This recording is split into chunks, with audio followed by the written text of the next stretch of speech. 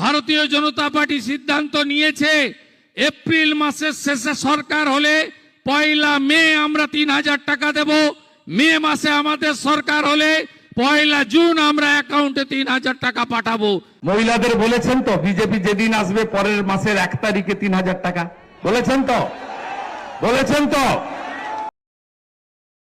লক্ষ্মীর ভান্ডার যোজনা কর্মসূচি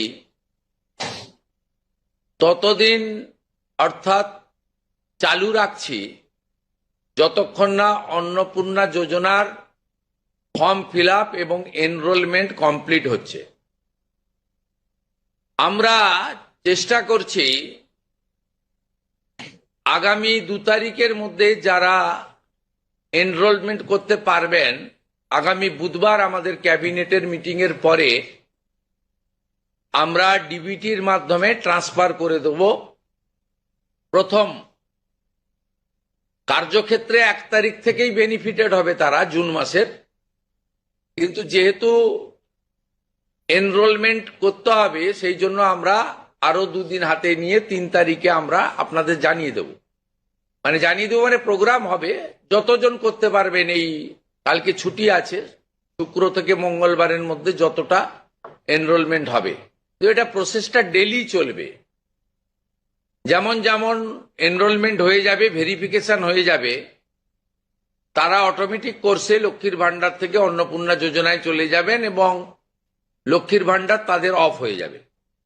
যতক্ষণ না এনরোলমেন্টের প্রক্রিয়া কমপ্লিট হচ্ছে ততক্ষণ লক্ষ্মীর ভান্ডারের যে সুবিধা তারা পাচ্ছেন সেই সুবিধা থেকে তারা বঞ্চিত হবেন না। মানবিক সরকারের এটাই প্রতিশ্রুতি। তাই একদিনে সবাইকে ফর্ম ফিল আপ করতে হবে, লাইনে দাঁড়াতে হবে,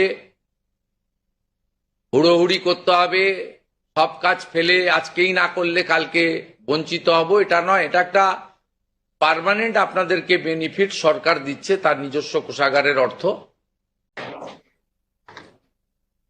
ভারতীয় জনতা পার্টির সংকল্পপত্রে আমরা বলেছিলাম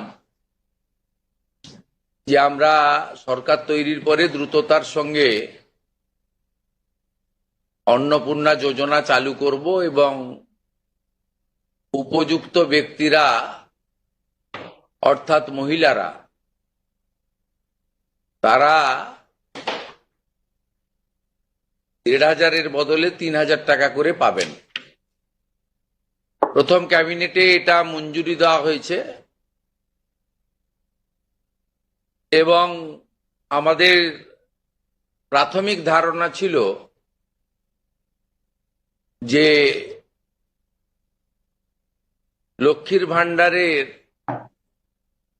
প্রাপকদের তালিকাটা ভেরিফাইড, কিন্তু আমরা ভুরি অভিযোগ পেয়েছি যে ভোটার তালিকা থেকে নাম বাদ গেছে, স্থায়ীভাবে নাম বাদ গেছে এবং ট্রাইব্যুনালে বা সিএ তে অ্যাপ্লিকেশন করেননি এমন অন্তত 30 লক্ষের কাছাকাছি, অ্যাপ্রক্স বলছি, সংখ্যাটা আরো ক্লিয়ার হয়ে যাবে ফর্মগুলো ফেরত এলে, তারাও লক্ষ্মীর ভান্ডারের টাকা পাচ্ছেন। মূলত অভারতীয়দের, যেহেতু এটা প্রাপ্তবয়স্কদেরই স্কিম, যারা ভারতীয় নয় বা ভারতীয় ভোটার তালিকায় যাদের নাম নেই, আবার বলি সিএএ অ্যাপ্লিকেন্ট অথবা অ্যাডজুডিকেটের পরে যারা ট্রাইব্যুনালে আবেদন করে রেখেছেন তারা কিন্তু ব্যতিক্রম। সেক্ষেত্রে এই বিপুল সংখ্যক লোককেও লক্ষ্মীর ভান্ডারের টাকা দেওয়া হচ্ছে। তাই অর্থনৈতিক স্বচ্ছতা,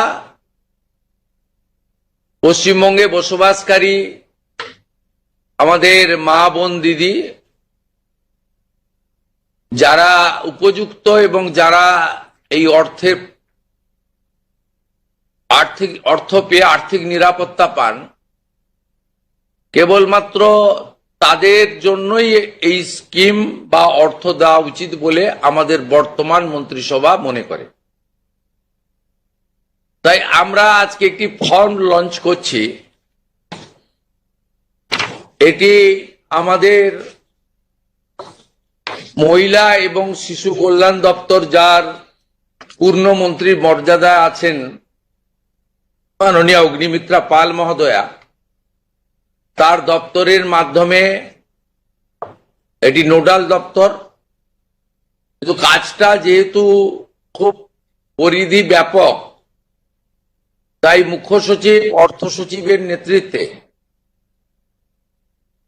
পুরো প্রশাসন অর্থাৎ জেলা শাসক, বিডিও, মিউনিসিপ্যালিটির ক্ষেত্রে সিও এবং কর্পোরেশনের ক্ষেত্রে কমিশনাররাও এতে যুক্ত থাকবেন এবং হোম পার্ট ডিপার্টমেন্টও এর সঙ্গে যুক্ত থাকবেন। ভোটার তালিকা তৈরি করা সহ আমাদের যারা আধারের কাজ করেন তারাও যুক্ত থাকবেন, অর্থাৎ ওয়েবেল, আইটি সবাই মিলে একটি পরিচ্ছন্ন তালিকা কেবলমাত্র উপযুক্ত যারা প্রাপক তারা পাক, আমরা এটা চাই।